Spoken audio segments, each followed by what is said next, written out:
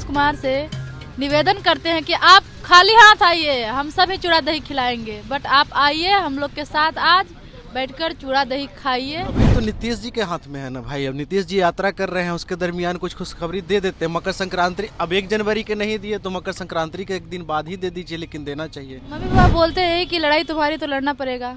लड़ना पड़ेगा। हाँ, हम लोग तो आएंगे नहीं लड़ने, तुम लोग की लड़ाई होती। आप छात्र आंदोलन से उभर कर आए हैं, अब तक कितना इंतजार नहीं करवाना था, एक लंबा इंतजार आपने करवा दिया। नमस्कार, मैं अभिषेक आनंद और आप देख रहे हैं न्यूज़ फॉर नेशन। देखिए, आज मकर संक्रांति है, 14 जनवरी है। सब लोग आज अपने घर पे बैठ के अपने परिवार के साथ दही, चूड़ा और उसके साथ में मिठा, कहीं कहीं भूरा भी बोला जाता है, उसको साथ में बैठ के खाते हैं। और हम आज आपको दिन की विशेषता बताते हैं कि आज के दिन भगवान भास्कर यानी कि सूर्य देव आज दक्षिणायन से उत्तरायण के तरफ चलते हैं और शुभ कार्य करने का जो एक बोल सकते हैं कि एक तिथि शुरू हो जाती है। लेकिन बीपीएससी अभ्यर्थी लगभग 1 महीने से गर्दनीबाग धरना स्थल पे बैठे हुए हैं और अपने मांगों को लेके अभी तक डटे हुए हैं। और उनकी मांग ये है कि री एग्जामिनेशन फॉर ऑल, सिर्फ बापू परीक्षा परिसर में हुए परीक्षा का री एग्जामिनेशन ना हो, सभी अभ्यर्थियों का री एग्जामिनेशन हो। इस बीच में काफ़ी चीज़ें हुई, ऐसा बोला जाता है कि राजनीतिकरण भी किया गया। प्रशांत किशोर भी आए, वो भी अनशन पे हैं। और आज मकर संक्रांति के मौके पे हम आपको दिखाएंगे कि गर्दनीबाग धरना स्थल पे देखिए किस तरह से जो अभ्यर्थी हैं, छात्र हैं, आपस में ही मिल बांट के यहाँ पे मकर संक्रांति के मौके पे दही, चूड़ा और साथ में देखिए तिलकुट भी काफ़ी आवश्यक होता है, तिल खाना होता है आज के दिन, और वो लोग खा रहे हैं। यहाँ जो कुछ अभ्यर्थी मौजूद हैं, आइए चलिए उनसे बात करते हैं और जानने की कोशिश करते हैं कि सूर्य भगवान भास्कर तो अब उत्तरायण की तरफ जा चुके हैं और ऐसा कहा जाता है कि आज के दिन से जो है शुभ चीज़ कर सकते हैं। तो देखिए एक अभ्यर्थी बैठे हुए हैं, इनसे बात करते हैं। आप अपना परिचय दे दीजिए पहले। मेरा नाम रवीश कुमार राज है, मैं गया से हूँ। गया से हैं आप? जी हाँ। सूर्य भगवान तो उत्तरायण चले गए हैं, क्या लग रहा है अब खुशखबरी मिलेगी आप लोगों को? अब खुशखबरी तो नीतीश जी के हाथ में है ना भाई। अब नीतीश जी यात्रा कर रहे हैं, उसके दरमियान कुछ खुशखबरी दे देते हैं। मकर संक्रांति अब 1 जनवरी के नहीं दिए तो मकर संक्रांति के 1 दिन बाद ही दे दीजिए, लेकिन देना चाहिए। लेकिन फिर कोई बात नहीं है, उनका विरोध हो गया है री एग्जामिनेशन को लेकर। लोग समस्तीपुर में विरोध किया गया है। अब तक लग रहा था कि वो सुने नहीं है, अब चीज़ें उनको सड़क पर सुनाई देने लगी होगी कि लोगों को क्या चाहिए, री एग्जामिनेशन चाहिए।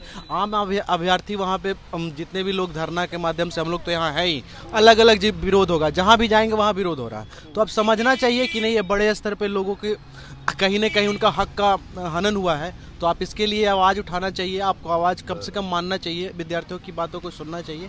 लेकिन फिर भी मैं इतना कहूँगा कि आप छात्र आंदोलन से उभर कर आए हैं, अब तक कितना इंतजार नहीं करवाना था, एक लंबा इंतजार आपने करवा दिया। लगभग 1 महीने का समय बीतने वाला है और विद्यार्थी किस कष्ट से गुजरा है, छात्र किस कष्ट से गुजरा है, आपके राज्य का विद्यार्थी किस कंडीशन में है, आप देख लीजिए। आज हम लोग मकर संक्रांति का त्यौहार भी सड़क पे मना रहे हैं। चूड़ा दही नहीं खा रही हैं आप, सिर्फ बैठी हुई हैं साथ में, क्यों?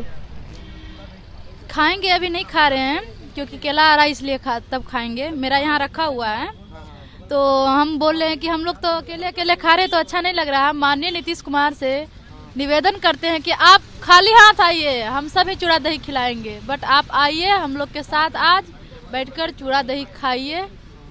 माननीय नीतीश से हम निवेदन कर रहे हैं। क्या लग रहा है आपको, क्यों उम्मीद अभी भी बची हुई है कि री एग्जामिनेशन होगा? हाँ, क्योंकि उम्मीद है हम लोग को, न्यायालय से उम्मीद है कि हम लोग को न्याय मिलेगी और री एग्जाम होगी। जो प्रशांत किशोर जी डेलीगेशन भेजे, राज्यपाल से मिलने के लिए भेजे, क्या लग रहा है प्रशांत किशोर जी के आने के बाद, वो भी अनशन पे बैठे हुए हैं, भूखे हैं, क्या लग रहा है वो आपके आवाज बन रहे हैं या फिर कहीं ना कहीं अब मुद्दा जो है वो अब भटक चुका है? मुद्दा तो भटका नहीं है, क्योंकि वो हमारे हेल्प कर रहे हैं, क्योंकि कोई नहीं आ रहा था, वो आए हम लोग के बीच और हमारी हेल्प किए, तो अच्छी बात है। मुद्दा भटका नहीं है, री एग्जाम तो होगी ही। प्रशांत किशोर जी लगभग 13 दिन से बैठे हुए हैं अनशन पे, क्या कहना चाहिएगा उनको? उनको तो यही कहेंगे कि अनशन तोड़ दे वो, अनशन तोड़ दे, क्योंकि स्वास्थ्य पर बुरा प्रभाव पड़ सकता है।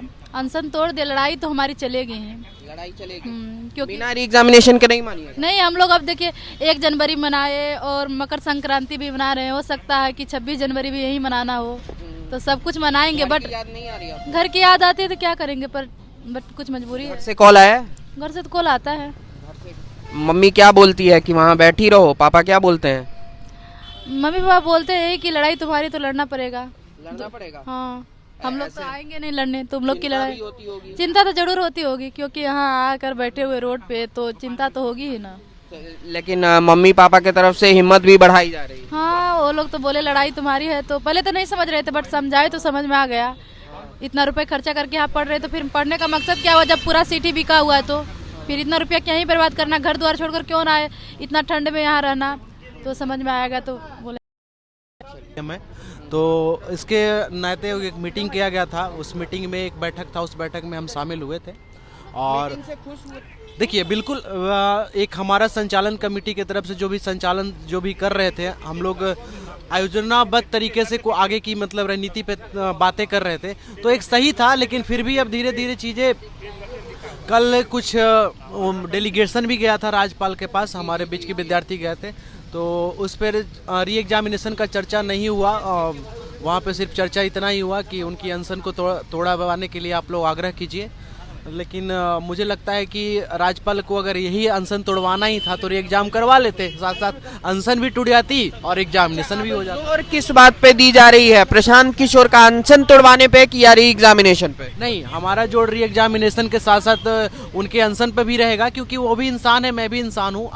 मानवता के नाते मैं चाहता हूँ कि उनका अनशन टूटना चाहिए, लेकिन री एग्जामिनेशन भी होना चाहिए, क्योंकि अगर री एग्जामिनेशन नहीं होगा तो फिर हमारे लिए जिस लड़ाई के लिए हम लोग इतना दिन से संकट में इतने संघर्ष कर रहे हैं, वो कहीं ना कहीं हमारा जाया जाएगा। लेकिन फिर भी हम लोग विद्यार्थी हैं, संघर्ष से कभी पीछे हटे नहीं हैं। साल साल भर मेहनत पढ़ाई में करते हैं, तो क्या सड़क पे बैठने में हम लोग पीछे हटने वाले हैं क्या? चलिए देखिए, और भी यहाँ पे अभ्यर्थी हैं, वो भी बैठ के दही चूड़ा का आनंद ले रहे हैं। इनसे भी पूछते हैं, सवाल करते हैं। घर की याद नहीं आ रही आज? याद तो आ रही है, लेकिन न्याय के लिए हम लोग, आज 27वां दिन है, हम लोग डटे हुए हैं। और जब तक न्याय नहीं मिलेगी तब तक यहाँ से हम छोड़ नहीं सकते हैं। क्या ऐसा हो रहा है कि अभी तक आपको उम्मीद बना हुआ है कि री एग्जामिनेशन होगा सभी का? उम्मीद इसी कारण बना हुआ है, अभी यह जो शिक्षा सत्याग्रह है पूरे हिंदुस्तान में अब यह कायम हो गया है। जहाँ जहाँ जो स्कूल कॉलेज छात्र संघ विद्यार्थी छात्र छात्राएं सभी इसको आगे बढ़ा रहे हैं। सभी लोगों का आग्रह है री एग्जाम का। चलिए देखिए, एक और अभ्यर्थी हमारे साथ बैठे हुए हैं, इनसे बात कर लेते हैं। कल राज्यपाल से मिलने गए हुए थे, डेलीगेशन गया हुआ था, किस चीज पे बात हुई? पॉजिटिव कुछ खबर लग रहा है आपको? देखिए, महामहिम से लोग मिलने गए थे, तो उद्देश्य था कि री एग्ज़ाम हो। हम लोग का पर्पस यही है। सर से भी निवेदन है आपके माध्यम से कि सर हम लोग का री एग्ज़ाम कराया जाए। हम लोग एक जायज़ मांग को लेकर बैठे हुए हैं, कहे कि एक सेंटर को 22 सेंटर में कन्वर्ट कर एग्ज़ाम दिया गया है, और आयोग ही बोली थी कि एक पेपर एक एग्ज़ाम होगा। आयोग ने अपनी ही चीज़ को सामने लोगों ने के सामने दर्शाया कि नहीं, हम लोग ने एक सेंटर के बदले 22 सेंटर को कन्वर्ट कर री एग्ज़ाम हम लोग करवाएं। तो हम लोग का भी मांग है कि भाई सरकार के तरफ से महामहिम के माध्यम से भी, एक महामहिम हमारे कॉन्स्टिट्यूशनल बॉडी हैं, उनसे एक निवेदन है कि हम लोग की मांगे सुनी जाए, री एग्ज़ाम करवा जाए। हमारे जो भी विद्यार्थी सारे लोग हैं सुन रहे आपके माध्यम से, जहाँ जहाँ सत्याग्रह के माध्यम से माननीय सीएम साहब को सूचना दिया जाए, सत्याग्रह के माध्यम से, कोई हिंसा प्रवृत्ति के माध्यम से नहीं, सत्याग्रह के माध्यम से सारे मिलजुल एकजुट होकर उसका सूचना दिया जाए। प्रशांत किशोर जी अनशन नहीं तोड़ेंगे बिना आप लोगों के मांग पूरा किए हुए? सर से भी मेरा निवेदन ये है कि सर हम लोग के हित को देखते हुए और अपना हित को देखते हुए री एग्ज़ाम कराया जाए और अनशन को तोड़ दिया जाए, तोड़ने का प्रयास किया जाए, सबको सहूलियत से, कि हमारे बिहार की प्रगति भी सारे लोगों की प्रगति है। पर प्राइमरी चीज़ हम लोग की बिहार की प्रगति, हम जैसे युवा ही बिहार की देश की प्रगति करेंगे।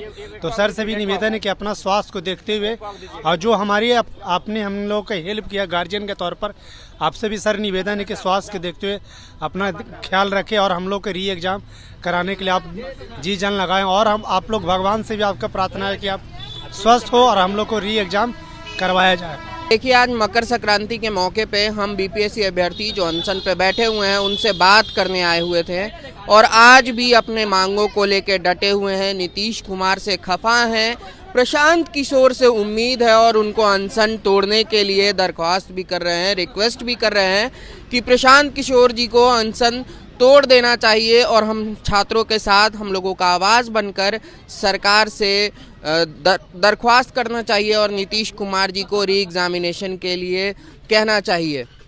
यही उम्मीद लेके यहाँ बीपीएससी अभ्यर्थी बैठे हुए हैं। देखते हैं कि आने वाले समय में क्या इनकी मांगों को पूरा किया जाएगा। हम आपको बता दें कि बापू परीक्षा परिसर में जो अभ्यर्थी परीक्षा दे रहे थे उनके री एग्जामिनेशन हो गए हैं और हाल में ही उनका रिजल्ट भी आ सकता है।